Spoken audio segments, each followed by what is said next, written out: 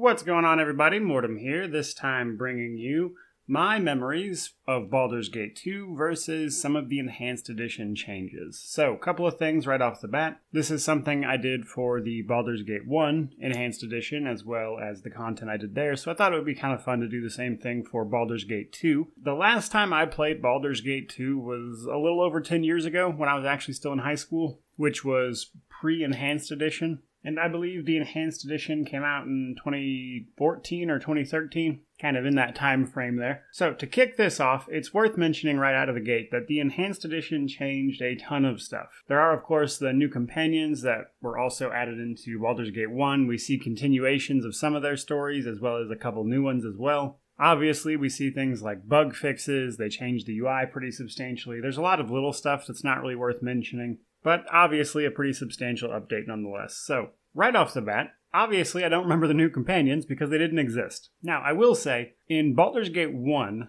the new companions stick out like a sore thumb, because Baldur's Gate 1 didn't really focus on companions. Most companions had a very short introductory quest, and that was it. Whereas the new companions had like this whole little storyline for them. So in Baldur's Gate 1, they really stuck out. Now in Baldur's Gate 2, these new companions, they fit in more. Some of the writing is still a little different, but you would be harder pressed to actually pick them out of a lineup if you didn't already know which ones they were. Which, for the record, is Nira, Dorn, Rasad, a woman named Hexat, and a bear named Wilson. But because Baldur's Gate 2 focused in on the companions and their story more, and there's just less of them, the newer companions, while again are stand out simply because they're new, are harder to pick out of a lineup because they fit in better, which is probably good for Baldur's Gate 2. Now, a small gripe, and honestly if I hadn't just played Baldur's Gate 1, I probably wouldn't have noticed it as much, but a lot of the indoor areas, like inside buildings and stuff, a decent amount of them are actually just reused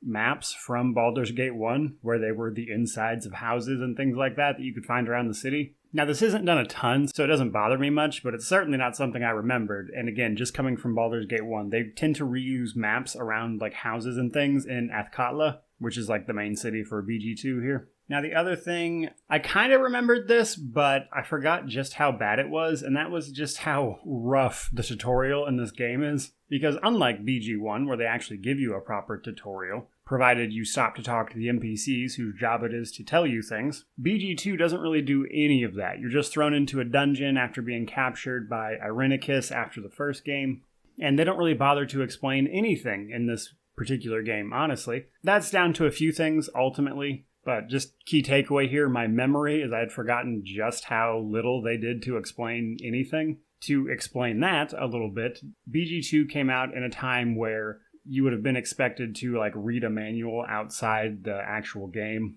because they actually came with manuals back then.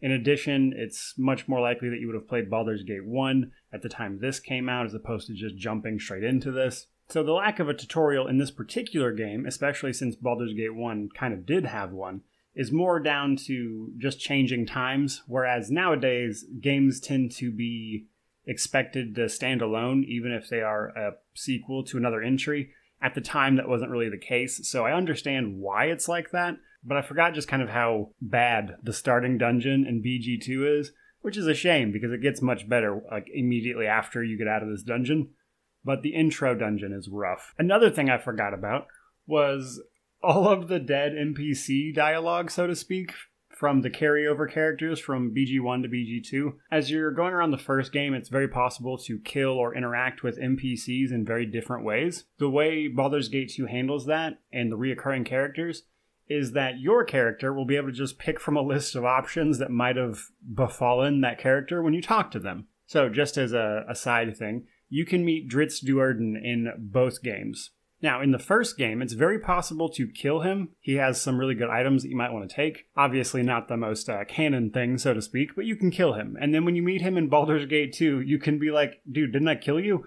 And there's a lot of like little dialogue like that I honestly completely forgot all about. I remembered that the characters were just there, but I forgot the dialogue where you could specifically be like, hey, didn't I kill you? And that happens a lot, actually. There are several NPCs. In fact, most of the recurring companions have similar dialogue to this. But there you go, guys. Just kind of a fun little video to kick off my coverage of BG2. I'm still kind of working my way through it, so it'll be a little while before the review actually hits.